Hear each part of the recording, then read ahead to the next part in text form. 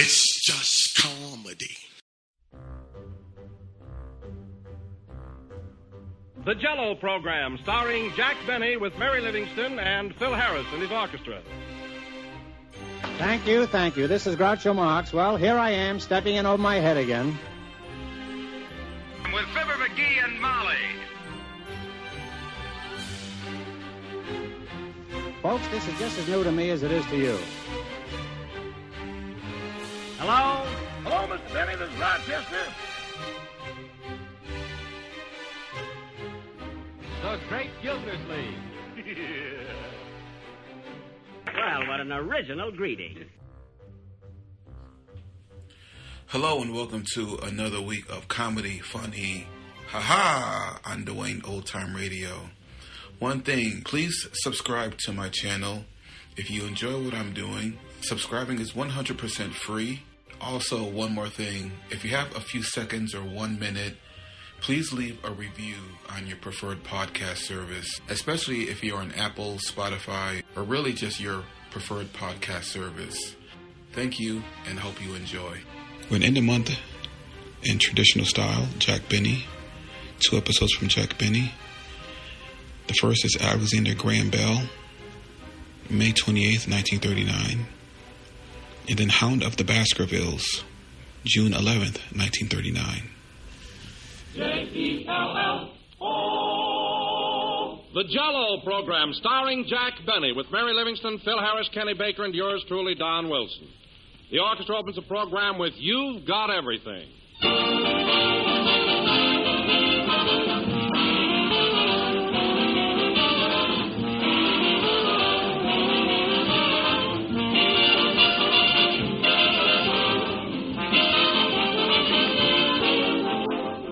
Do you remember this popular song called You've Got Everything? Well, you know, that song might well have been dedicated to Jell-O, for really there is one dessert that does have everything. Color, bright, sunshiny, and gay. Flavor, extra rich, cool, and refreshing, as tempting as the real ripe fruit. Ease and speed, for Jell-O dissolves instantly and sets quickly. Economy, Jell-O costs only a few cents a package, and one package serves the average family generously. And variety. For Jell-O offers you dozens and dozens of delicious new dishes. Serve it plain in a colorful mold of beauty. Garnish it with whipped cream or any seasonal fruits. Use it for salads, for Jell-O makes swell salads that even the men folks go for. Yes, sir, 1 box of Jell-O is filled with real kitchen magic, the kind that every busy woman appreciates. So ask your grocer tomorrow for Jell-O. Look for those big red letters on the box. They spell Jell-O, and Jell-O spells a treat.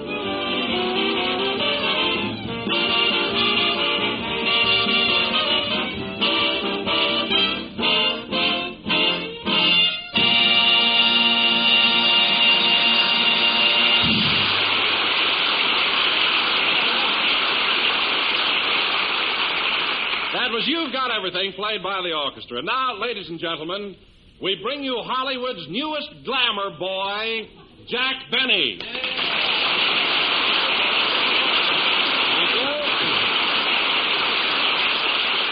Thank you. Hello again. This is Jack Benny talking. And, Don, I appreciate your calling me a glamour boy, but really that's not quite my classification. Oh, it isn't? No, Don. According to the latest publicity from Paramount, I'm the oomph man.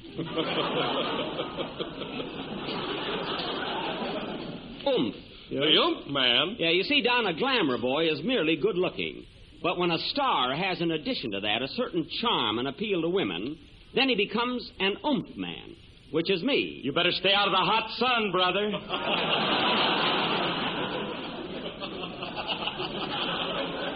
Oh, you're here already.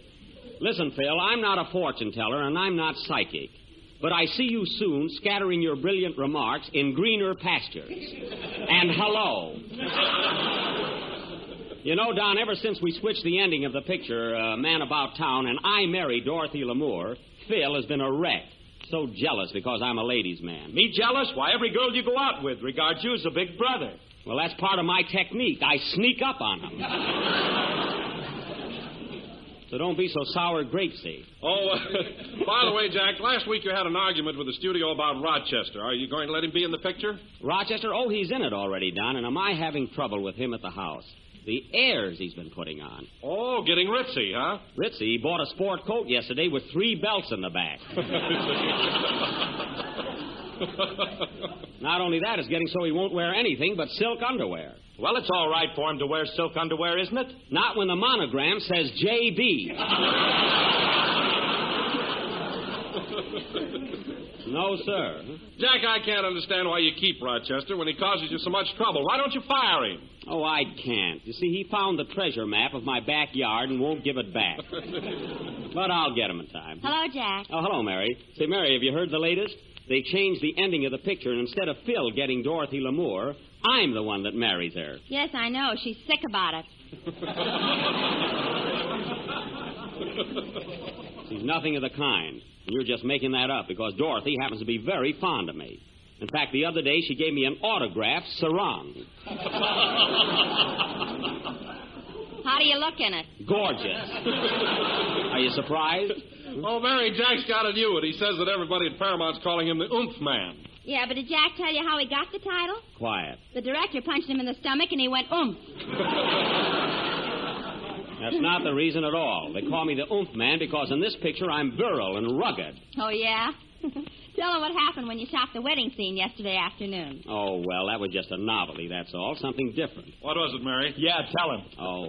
Well, after Jack marries Dorothy, he's supposed to pick her up in his arms and carry her across the threshold. Mary. Well, Jack tried and tried, but he couldn't lift her. And what happened? She carried him across. Mary, I told you it was just a novelty, something original. Well, say, Jack, did you feel kind of silly being carried in a girl's arms? Well, I didn't mind being in her arms, Don, but when she started to rock me, I thought that was going too far. Anyway, let's drop the whole thing because we've got an important sketch to do tonight. Where's Kenny? Hey, Kenny! Kenny! What? It's time for your song. Well, wait till I get through. The drummer's teaching me how to play poker. Well, tell him to give you your shirt back and come over here. Okay. Phil, I wish you'd tell your boys not to take advantage of Kenny. He's too young to gamble. Oh, yeah? I got over 1,000 marbles hid under my mattress. I don't care what you've got. I don't want you learning how to play cards. I got a fine chance to grow up around here. Never mind. I don't want any more gambling. Now go ahead, young man, and sing your song. I will not. You will, too. I'll tell you what. I'll match you 2 songs or nothing.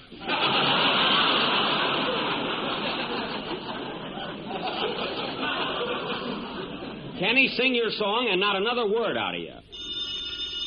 Hold it a minute. There's the phone. I'll bet $5 it's for me. Quiet. Hello? Yes? Oh, he's right here, Mrs. Wilson. It's for you, Don. It's your wife. Oh, thanks. Hello, dear. Yes, I know we're having company for dinner. Oh, that's up to you, dear. Any flavor will do. Well, strawberry or raspberry would be swell. Don, we've got a long plate. We haven't had cherry in a long time. What about orange, darling? Don, we've got a long plate. Oh, I know. Let's have lemon. Don't forget lime. You might as well get them all in. Well, look, sweetheart, it's all up to you. If you want a real tempting and economical dessert... Give me that phone. Hello, Mrs. Wilson. Look for the big red letters on the box and hang up. We've got a play to do. Sing, Kenny. That was a frame-up if I ever heard one.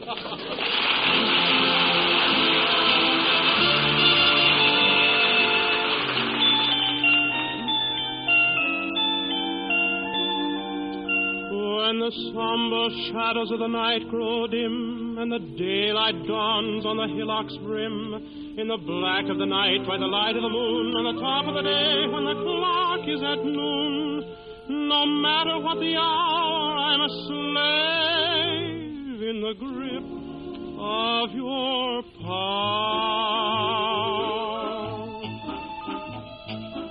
Melancholy mood forever haunts me, steals upon me in the night, forever taunts me. Oh, what a lonely soul am I, stranded high and dry by melancholy mood. Gone is every joy and inspiration. Tears are all I have to show. No consolation, all I can see is grief and gloom. Till the crack of doom, oh, melancholy moon.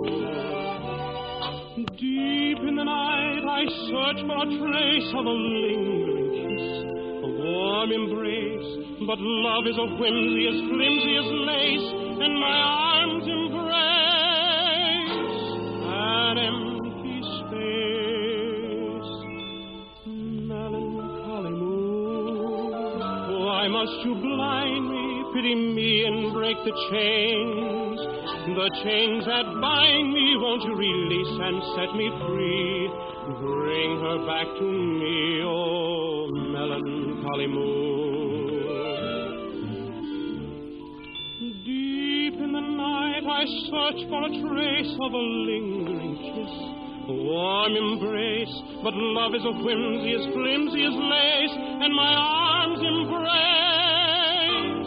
an empty space.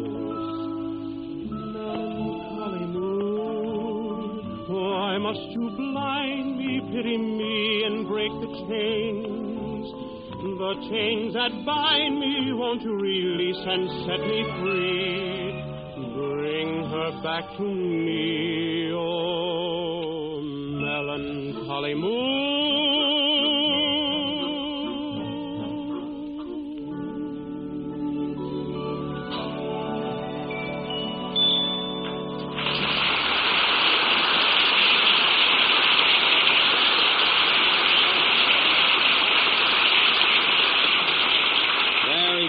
Melancholy Mood, sung by Kenny Baker. And, Kenny, that was a swell song, a natural for you. I threw a 7, huh? Kenny.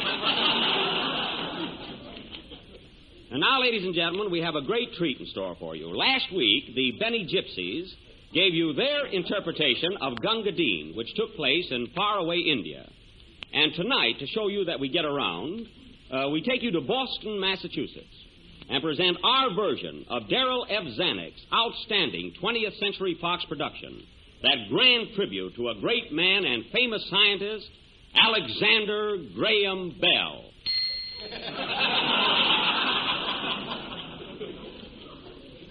Thank you. Can I go home now, Mr. Benny? I'm all in. Not yet, Jojo.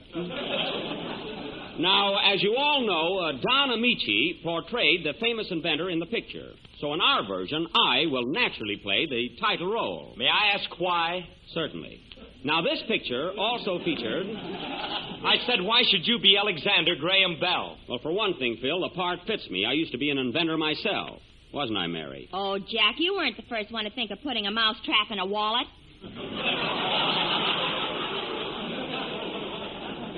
I don't mean that. Years ago, when I was in the Navy, I invented a chin rest for portholes. They went over very big. Now, getting back to our play, Mary, you will be my wife, as portrayed on the screen by that sweet, gorgeous, beautiful, and talented young actress, lovely Loretta Young. Well, if you think she's so good, why didn't you get her? Don't think I didn't try. We were quite good friends, you know, but she had a previous engagement. Listen, Dreamer, you're not even acquainted with Loretta Young. I'm not, eh? It might interest you to know, Phil, that I've got Loretta's address right in my little book. What book? Guide to the Movie Star's Home. I mean my little red book. Now, Kenny... Yes, Jack? Kenny, when the play opens, I'm a poor, struggling inventor, and you're a wealthy businessman who finances my experiments. Do you think you can handle it? I'll lay you 3-1, I can. Now, Kenny... For the last time, I don't want to hear another word about gambling. You're too young. Anyway, you're going to be my backer. And as I was saying, Mary, you're going to be my patient, loyal wife. We've had a hard struggle. I'm trying to invent the telephone, and everybody thinks I'm a madman. They think I'm eccentric. They think I'm crazy. But you, my little wife, what do you think? What do you think?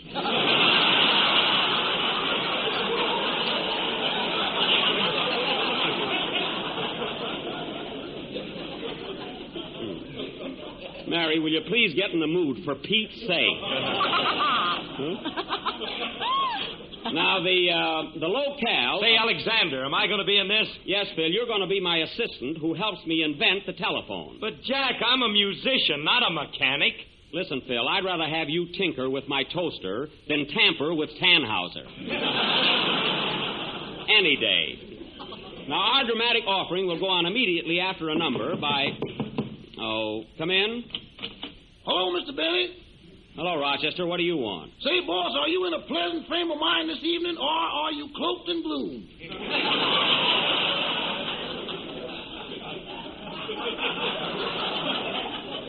I'm feeling very good, Rochester. Why? Well, I got some news that may turn your dabber down. What? What are you talking about? Boss, remember when you and I were driving down to the studio in your car tonight? Yes?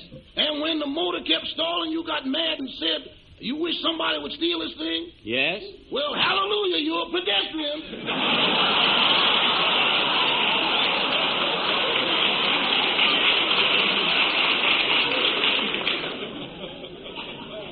A pedestrian? That's from the Latin. I know where it's from.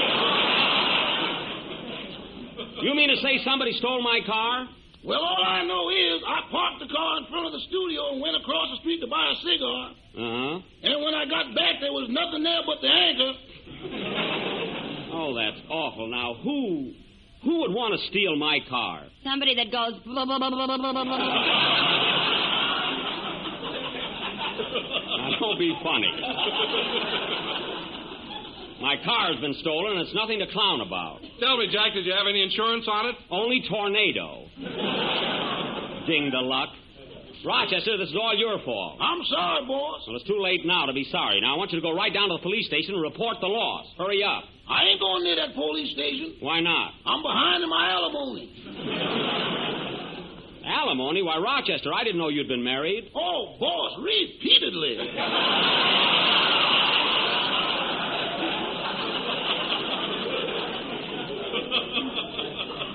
Well, that's your business. Now get going. Okay, goodbye. So long. Oh, say, Rochester, I see you're playing a part in our picture. Yeah, that's right. How you coming along? Mr. Harris, I'm in the groove, on the beam, and dog victory. So long. He's the biggest ham I ever saw. The biggest, Jack? Yes, the biggest. And I'm going to get out that car back if I have to offer a reward. Play, Phil. Now, where would I go if I were a Maxwell?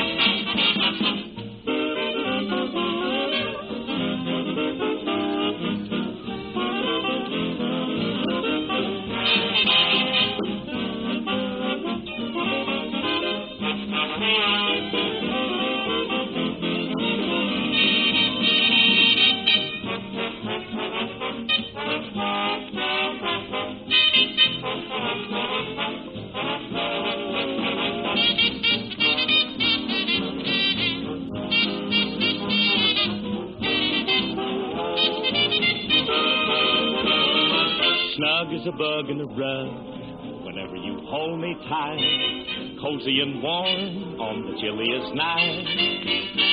Just as snug as a bug in a rug whenever I feel your kiss. Talk about home, home was never like this. First your arms come stealing and my heart goes on a roller coaster. Then I get that feeling like a little piece of toast in a toaster. Gee, but my life would be cold without your delicious hug, keeping me snug as a bug in a rug.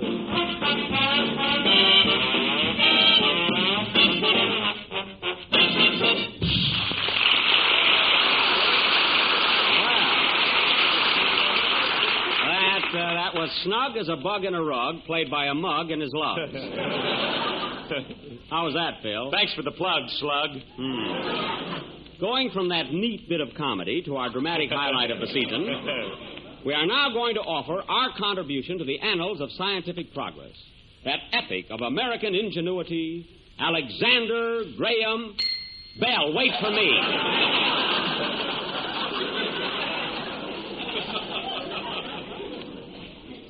Now, the locale of our play is Boston, Massachusetts, in the year 1870. The scene is the little attic laboratory where we find Professor Bell and his assistant, Mr. Harris, working feverishly on their great invention, the telephone. Mrs. Bell has just entered the room. Curtain. Music.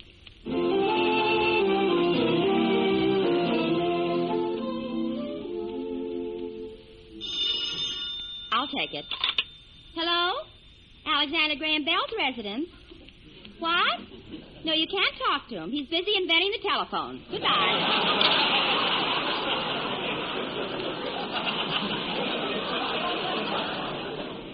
I'll say I am. Oh, Mr. Harris. Mr. Harris. Yes, Professor Bell? I think I've got something here. Hand me that duplex circuit repeater and the multiple induction coil. I'll attach them to the supervisory electromagnetic oscillator. You're kidding. I am not. Now, give me a hand. Give me a hand with this quadruplex frictional deflector. Okay, here's the metallic cylindrical felicitator. What's that? The screwdriver. Oh, trying to top me, eh? Wait a minute. I'll use this little hammer. There, that's coming along all right. Say, Alex, I wish you'd hurry up and invent this telephone. The blonde gave me your number this morning, and I want to call her up. Has she got a friend? Oh, and she's gorgeous.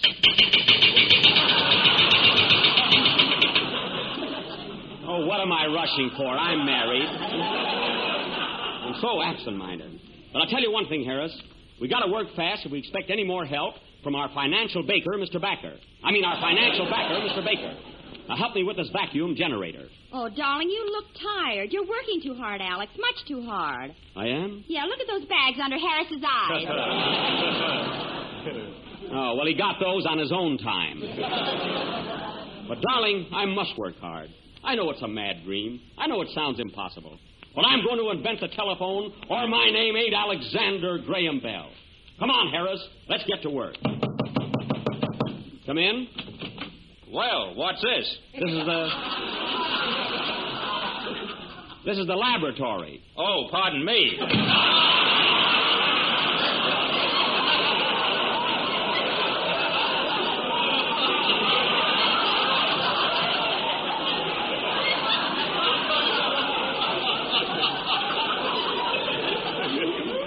Darn these interruptions.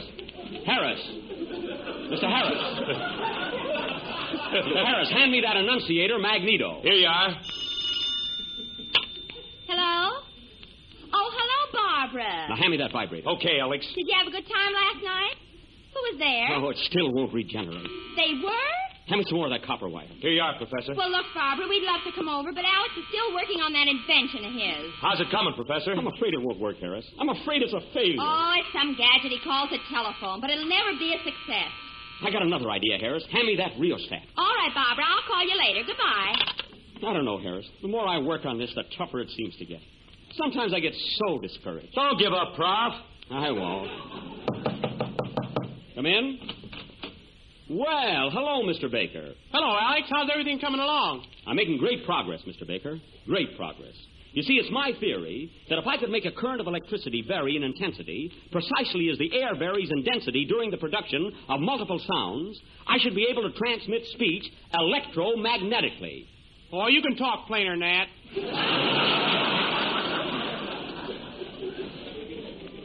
But unfortunately, Mr. Baker, my financial resources are depleted. And before I can continue with my experiment, I must have additional monetary aid. You mean more casheroo?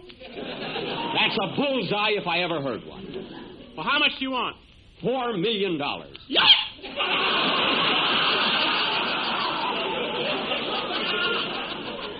Oh, I know. I know that sounds like a lot. But you've already given me $32. What's $4 million? What do you say? Why don't you gamble with me? You said I was too young. That was in the first routine.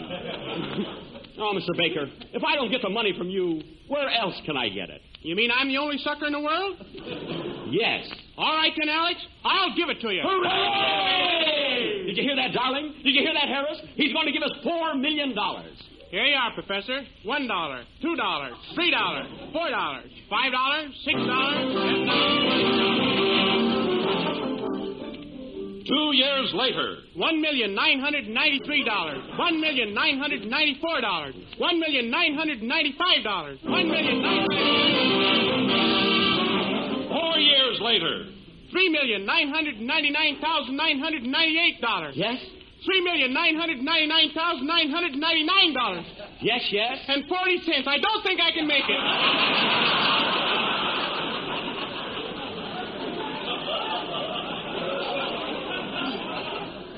Well, that's close enough. Thanks. Well, I gotta go now. Goodbye. Oh, wait a minute, Mr. Baker. Where can I reach you in case I need you again? In the poorhouse. So long. Oh, boy. $4 million. I wonder how he could carry so much money in his pockets. He's got 2 pair of pants. Oh. Well, Harris, we've got the money. You know what that means? You know what all this money means to us? Yes, I can tie a can to my orchestra. Yes, thank heaven.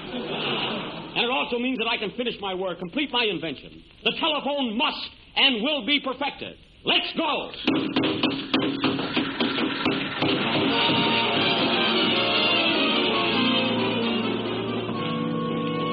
weeks later, and on March 10th, 1876, in a public auditorium in Boston, Massachusetts, the first telephone, a crude instrument, stands on the desk before Professor Bell. For the first time in history, he is about to transmit the human voice. Quiet, gentlemen, please. Now, gentlemen, all I ask of you is to have patience.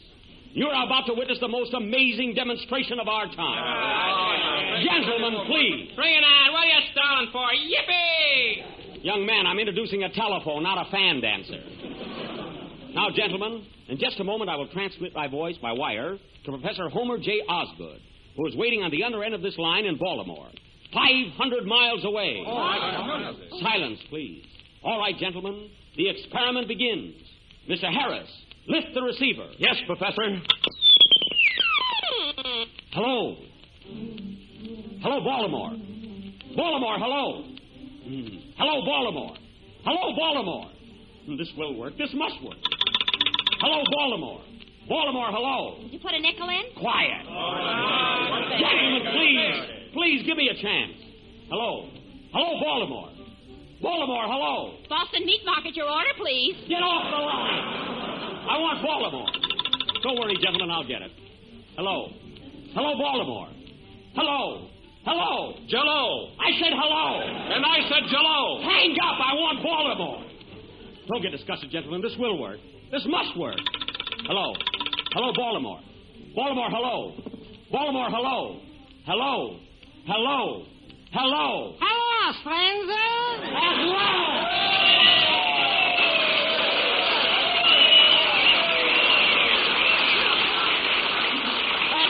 At last. Professor Osgood, can you hear me? What? I said, can you hear me? Am I coming over? Don't come over this week. We got relatives. I mean, am I coming over the wire? Can you hear my voice? What? My voice. Oh, my boy's fine. He's in college. No, not your voice, my voice. Sound. That's what I said. My son's in college. Look, Professor Osgood, this is Alexander Graham Bell talking. This is important. This is for the advancement of science. Now, if you can hear me, repeat this sentence. I hear you clearly. Have you got that? I hear you clearly. I love you dearly. Hooray! There you are, gentlemen. The telephone is a success.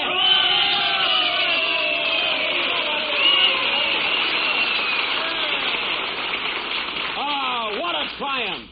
What a dramatic situation. What a picture this would make. I'll buy it. Thank you, Mr. Zanuck. Play, Phil.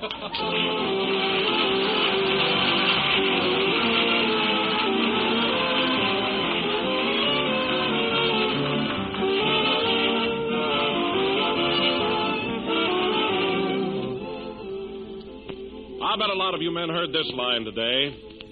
Say, Daddy, can we please go for an automobile ride? Well, next time that happens and you get home kind of tired and hot, ask your wife for this cool, refreshing Jell-O dessert, Jell-O a la mode. She won't mind, for it's quick and easy to make. Dissolve 1 package of raspberry Jell-O in 1 pint of hot water. Turn into a shallow pan and chill until firm. Then take a sharp knife and cut the Jell-O into shimmering rose-red cubes. Pile the Jell-O cubes into sherbet glasses and top with vanilla ice cream, or do it the other way around. Place the ice cream in sherbet glasses and top with Jell-O cubes. It's a swell hot weather dessert and one that's bound to be popular. But here's a special word to wives. Be sure to make your Jell-O a la mode with genuine Jell-O if you want that tempting, delicious, extra-rich flavor, that colorful summertime beauty. Ask your grocer tomorrow for raspberry Jell-O.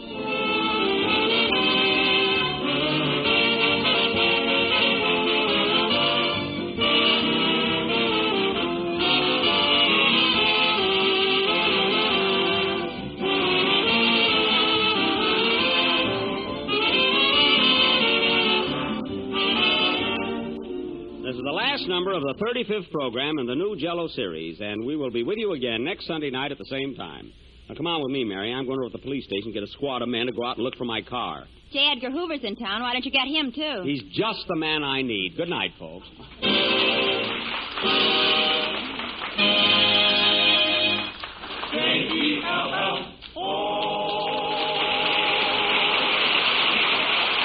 Kenny Baker appears on the Jell-O program through courtesy of Mervyn LeRoy Productions. Snug as a Bug is from the film The Gracie Allen Murder Case. This is the National Broadcasting Company.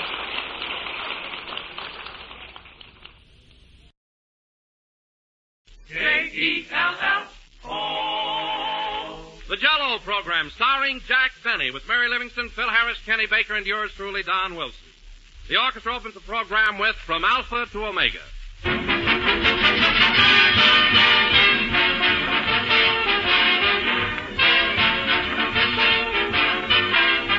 What is so rare as a day in June, cried the poet.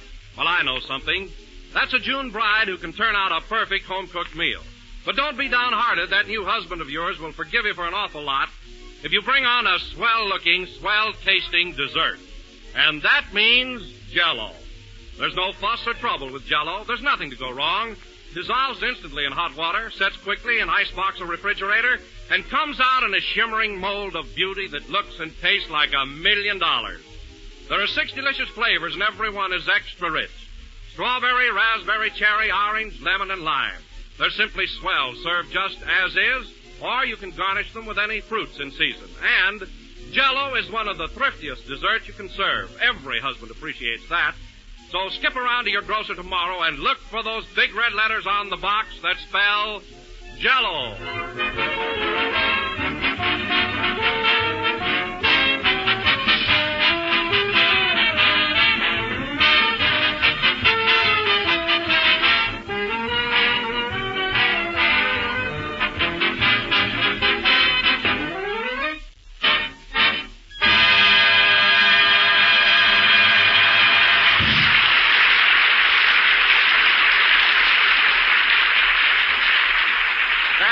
From Alpha to Omega, played by the orchestra. And now, ladies and gentlemen, greetings from Hollywood. In just a moment, you will hear from your Hollywood reporter with his frank comments about motion pictures, radio, and their glamorous stars. A man who will startle you with his sensational scoops. And here he is, folks, that human dynamo, Jimmy Fiddler Benny.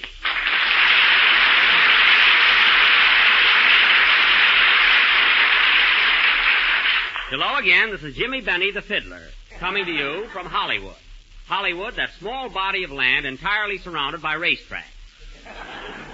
And here we go with our news bulletin. Exclusive.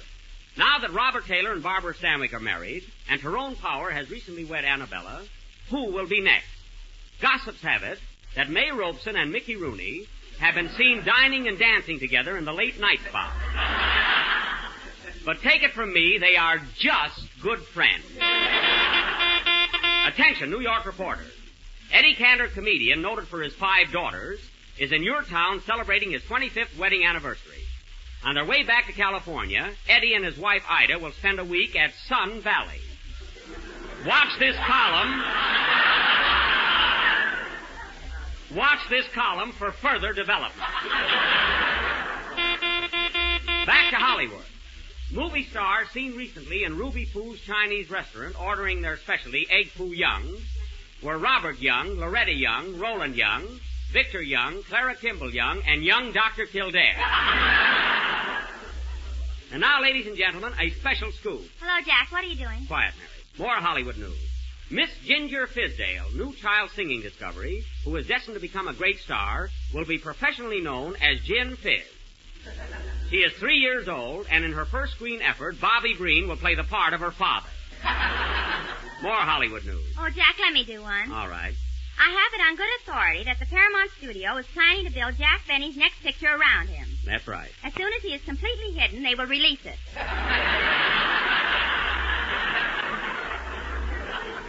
Quit making things up and give me that. Intimate notes from my little black book. Observed recently coming out of Maisie's fashionable beauty parlor in Beverly Hills were Joan Bennett, Myrna Loy, Carol Lombard, Hedy Lamarr, and Phil Harris.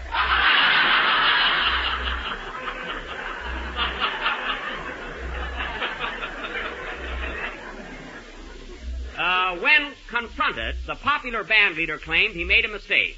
The sign said Maisie's Salon, but he thought it was Muzzie's Saloon.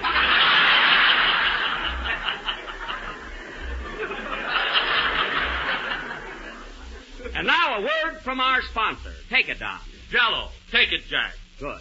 Open letter to Fred Allen. Dear Mr. Allen, I understand you are going off the air shortly for a well-deserved vacation in the rock-bound state of Maine. You've earned that vacation, Fred, and you need it. Boy, how you need it.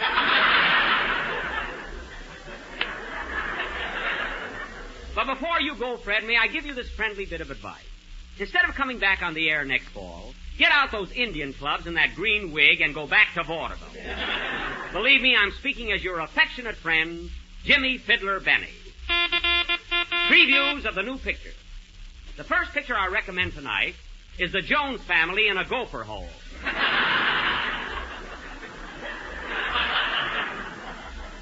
This is a 2-bell picture. Now this 3-bell picture is good, clean fun for the entire family. The next picture I recommend is Charlie Chan in St. Paul, or Mr. Moto in Minneapolis. This mystery gets 3.5 bells.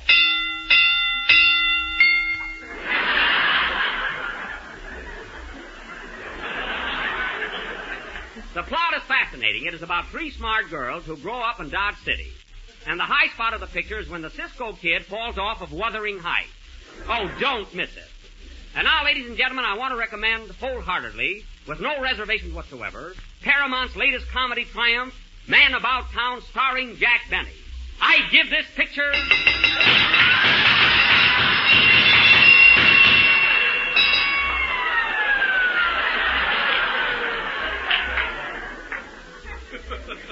Don't miss this picture, folks. It has plenty on the bell. Take it, Mr. Wilson. Ladies and gentlemen, do you remember that old proverb, a rolling stone gathers no moss? Well, if you want a tempting and delicious dessert, you must get Jell-O. Oh, Uncle. So look for the big red letters on the box. Thank you, Don. Well, it's about all the news for tonight, folks. But before I go, I want to leave you with this thought. When you've reached the top of the ladder of success, don't forget your friends. And your relatives won't forget you. So until we meet again, this is Jimmy Fiddler Benny saying good night to you. And I do mean yoo-hoo! Take it, maestro.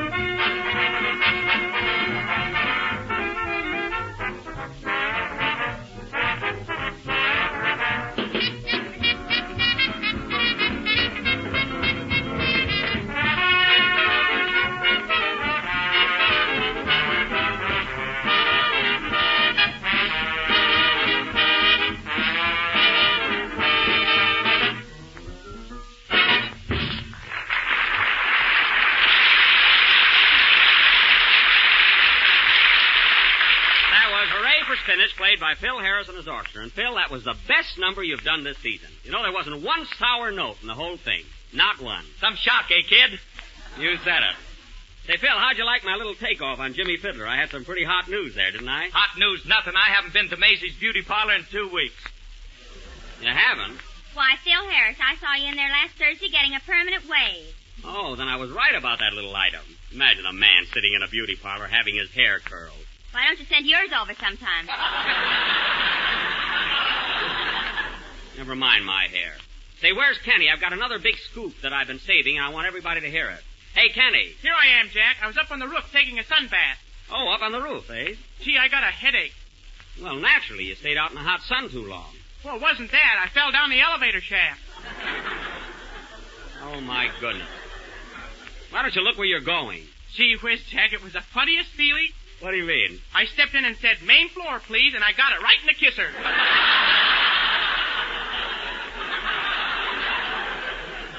Well, for heaven's sake, watch yourself from now on. What's all the news you're going to tell us, Jack? Oh, yes. Now, listen carefully, everybody, and this is on the level. You know, 2 weeks from tonight, we do our last broadcast of the season. And we're going to do it from Waukegan, Illinois. Waukegan? Oh, boy. Yes, sir.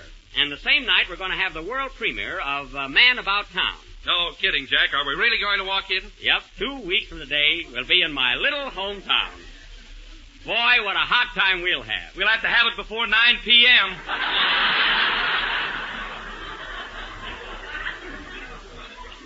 Phil, they've abolished that curfew. There's plenty of excitement there now. Well, I was there last summer, and they rang that bell right on the stroke of 9.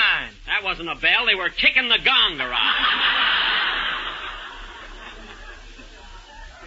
They'll show you a thing or two, brother. Well, I'm wide open, sister. Don't worry, Phil. You'll be able to keep those bags under your eyes. You won't lose them. And now, ladies and gentlemen... See, if we're going to Waukegan, I gotta get some new clothes. And now, ladies and gentlemen, as I announced last Me week... too. As I announced last week, tonight the Benny 2 tickets for the price of 1 players will present their version of the... I need a new evening gown. Will present their version of Darryl F. Zanuck... I need some white flannels. Of Darryl F. Zanuck's thrilling white flannels. Or murder mystery. Will you kids be quiet? We've got a whole week to get ready. Their murder mystery, The Hound of the Baskervilles. Now, in this gripping drama... I need a new grip, too. Kenny. I will play the part of Sherlock Holmes, the internationally famous detective. Kenny Baker will be my assistant, Dr. Watson. And Andy Devine, where's Andy? Here I am, Bob. Gee, came in like China across the bay, didn't it?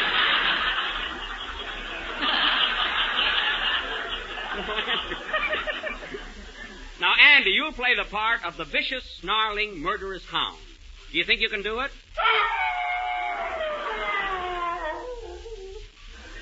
Perfect. Now, this play will go on... Say, Buck, am I going to Waukegan with you? You certainly are, Andy. Then I better put my shoes on. Yeah, you'll never regret it. You'll have the time of your life. Now, our play will go on immediately after... I'll take it. Hello? Who? Plainfield, New Jersey? That must be for you, Mary. Oh, gee, I'll bet it's Mama. Yes, Tugboat Annie is on the wire.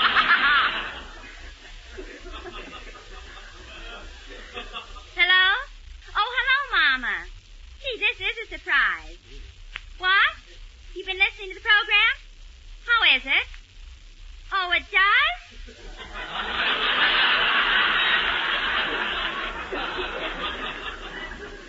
She should be so critical.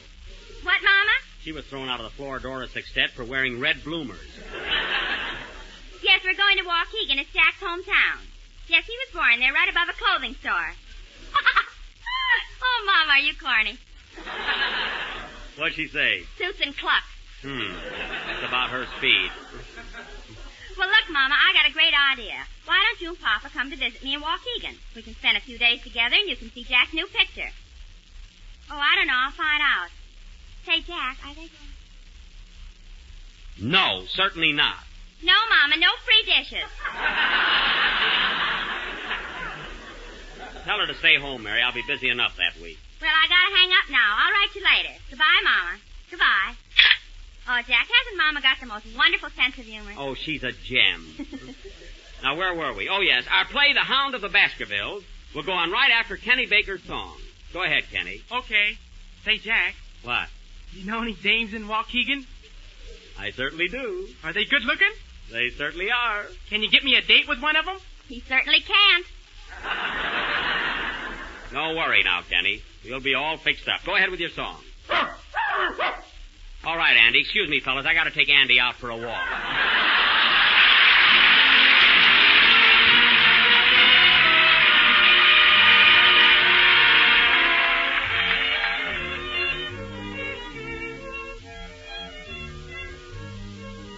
We meet and the angels sing. The angels sing the sweetest song I ever heard. You speak and the angels sing. Or am I breathing music into every word? Suddenly the setting is strange. I can see water and moonlight beaming, silver waves that break on some undiscovered shore. Suddenly I see it all change. Long winter nights with the candles gleaming, through it all your face that I adore. You smile and the angels sing, and though it's just a gentle murmur at the start, we kiss and the angels sing and leave their music ringing in my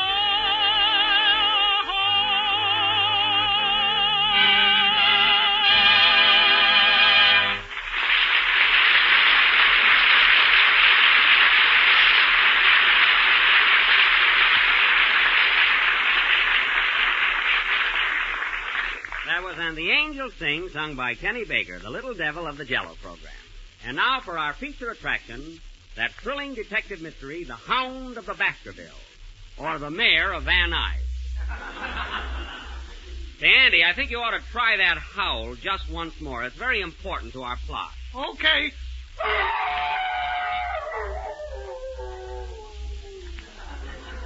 Very good. Now, the opening scene of our play is the residence of Sherlock Holmes in London, England. As the curtain rises, we find Mr. Holmes and Dr. Watson in the library. Curtain. Music.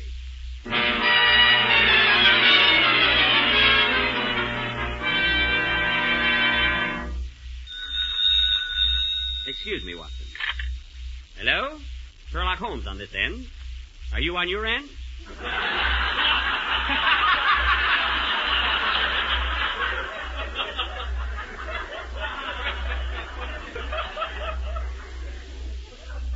Oh, it's you, Lord Trickletot. What? Your son has run away with a chorus girl? Well, why worry about it? Oh, you saw her first. Very well, I'll get on the trail immediately. Toodaloo. Your son is always up to something or other. Dr. Watson. Watson, what are you doing there? I'm looking over the mail. Anything important? I'll say you got a postcard from Paris. Well, put down that magnifying glass and give it to me. Okay. I say, this is from Fifi, the little dancer I met at the Folies Bergère. She says, Dear Sherlock, qu'est-ce qui c'est, voulez-vous? Venez elle de quoi très chaud. What does that mean? Long time no see.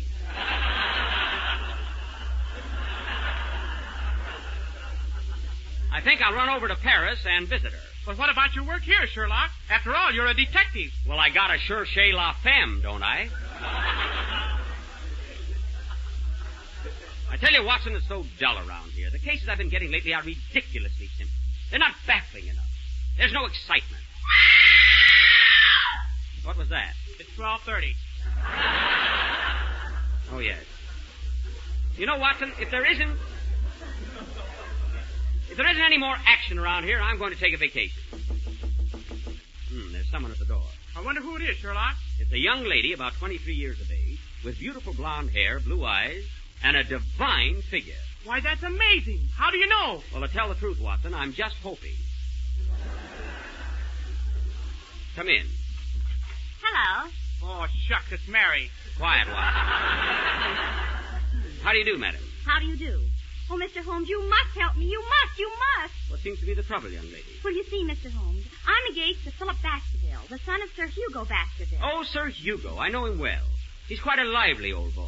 Well, he's calmed down considerably. He was murdered last night. Well, that'll do it every time. Now, are you sure Sir Hugo is dead? I'm positive. How do you know? He doesn't giggle when we dust him off.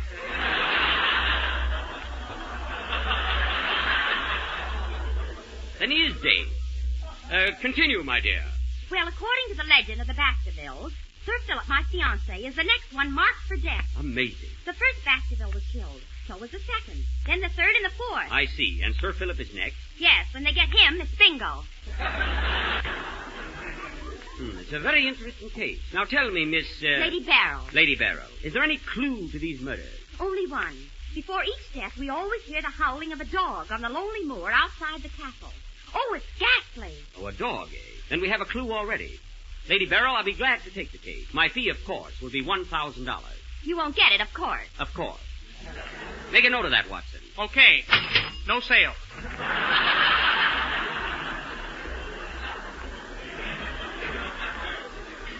You may go now, Lady Barrow. Dr. Watson and I will follow immediately. Thank you. Oh, tell me. I've never been to Baskerville Castle. How will I find it? Very drafty. Goodbye. Well, at last, Watson, we've got a case worthy of my merit. Let's hurry. We haven't a moment to lose.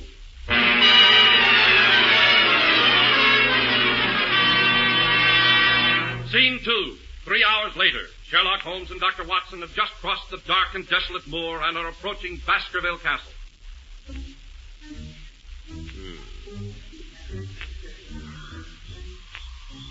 What a night. Dr. Watson. Dr. Watson, is that you behind me? Yeah. Stick close to me. Gee, I can't see a thing.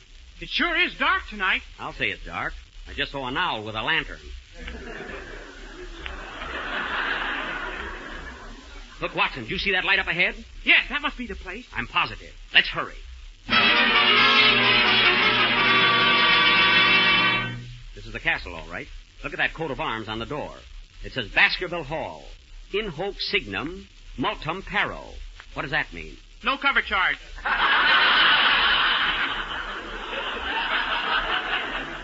If this is the Wilshire Bowl, I'll kill myself.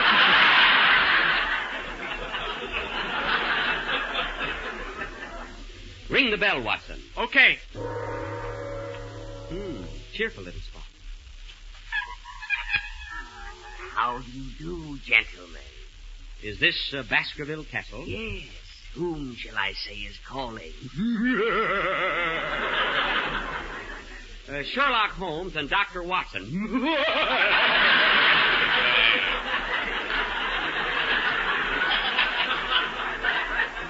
Smarty. Gee, I wish I could do that. You fall down that elevator shaft a couple of more times and you'll be all set. Where's Lady Barrow? Follow me, gentlemen. Lady Barrow, the detectives have arrived. Thank you, Butch. You may go. I'll go, but watch your step, Mr. Holmes. You may be next. Now, Lady Barrow. Wait a minute. I'm not through. Silly boy. Now, Lady Barrow, I want to meet your guests and question them. Very well. First, I'd like you to meet my fiancé, Sir Philip Baskerville. Hello, Sir Philip. How do you do, Mr. Holmes? Weren't you once the house detective at the Savoy Ritz? No, that was my brother that used to throw you out. He's not there anymore. Oh, goody. And this is Dr. Wilson, our family physician. Good evening, Doctor. Can you give us any information about the late Sir Hugo Baskerville? Yes, he was very fond of Jell-O. Make a note of it, Watson. Okay, commercial taken care of. Very good. And now, Mr. Holmes, may I present Madame Zaraki, the famous psychic. She has supernatural power. Ah, good evening, Madame Zaraki. Good evening, Mr. Holmes. And that's Sir Hugo lying across the table. Oh, the victim. Well, that's the first time I ever saw Sir Hugo on top of a table. Well, now that I've met everyone, I've got to get to work and solve this case. The victim looks as though he met a violent death. Look at the way his clothes are torn. And those long scratches on his throat. I didn't do it. I didn't do it, I tell you. I didn't do it. I swear it wasn't me. We know it wasn't you, Dr. Watson. Don't be too sure. Quiet. Sir Philip. Yes, Mr. Holmes? You inherit a lot of money by Sir Hugo's death. Tell me, where were you at the time of the murder? You can't pin this on me. I've got an ironclad alibi. Oh, you have, eh? Well, just answer my question. Where were you at the time of the murder? In Maisie's beauty parlor, and you know it.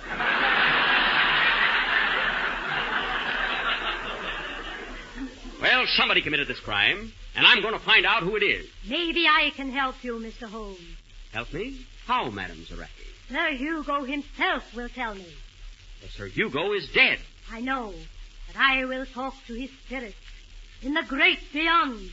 Why, that's impossible. Oh, she's very good. She got South America this morning. Why, this is ridiculous. But we'll try it. Now will you all please sit around in a circle and hold hands. Oh, all right. Come on, everybody. I think it's fake. Now turn off the lights. Quiet, everybody. Now concentrate. Concentrate on Sir Hugo.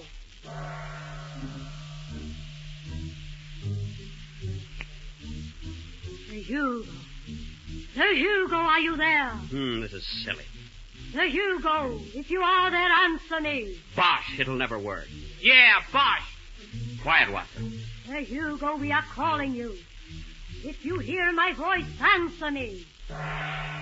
Answer me. Oh, I hear you, madam. What?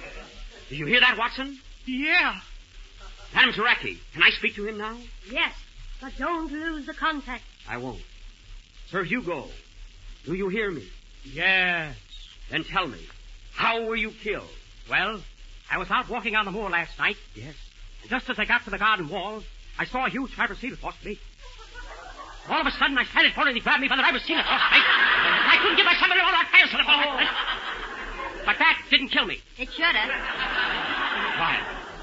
But, Sir Hugo, if that didn't kill you, what did? Well, I picked myself up and ran toward the house. Uh-huh. Just as I got there was a huge horn. And he finished back his all of it. You know that, Douglas? Yes. Well, the whole time of scene was faded, and there I am on the table. But, Sir Hugo, you still haven't told us. Who committed this crime? Who murdered you? Very well. I was killed by... Put in a nickel, please, for 5 more minutes. Get off the line, operator. Continue, Sir Hugo. Your murder must be avenged. I was killed by... Stop! I can't stand it any longer. I confess I did it. I killed him.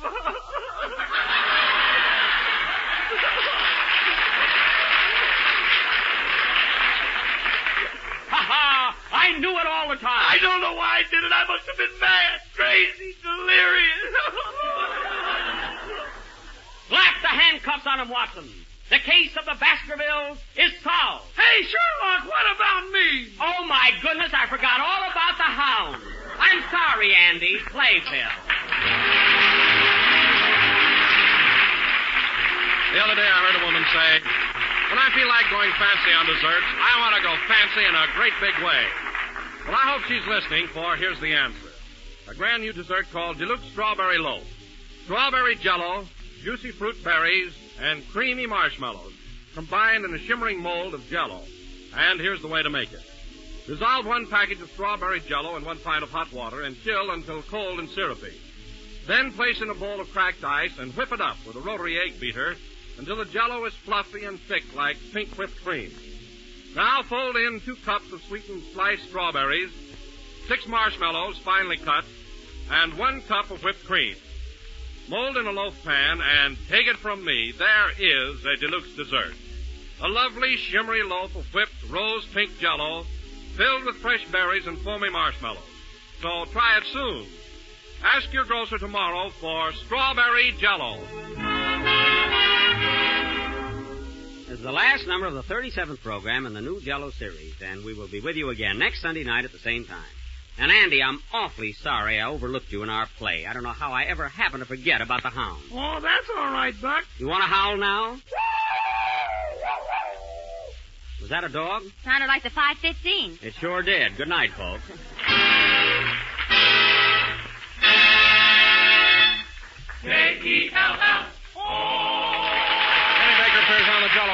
courtesy of Mervyn LeRoy Productions. This is the National Broadcasting Company.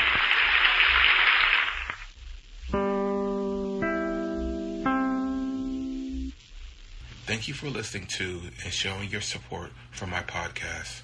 If you would like to receive notifications of when new episodes are posted, please subscribe to my channel. Well, hope you enjoyed, and until next time, stay safe, wish you well, and as always, peace.